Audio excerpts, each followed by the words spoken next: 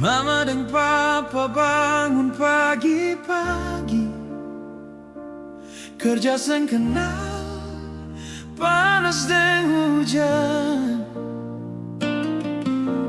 Katong anak-anak tumbuh besar dari keringat dan doa tiap malam.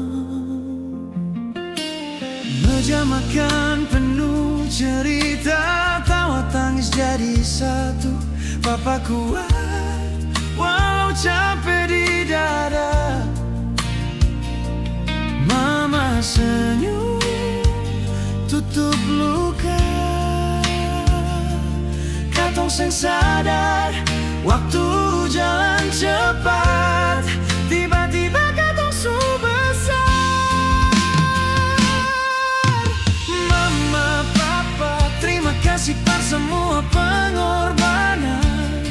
Katong anak-anak akhirnya jalan, bangun rumah tangga masing-masing. Biar hari ini katong berpisah, bukan hati yang menjauh, dong dua tetap rumah par katong, tempat pulang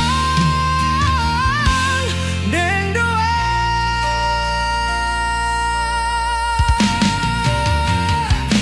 Satu-satu katong keluar dari rumah,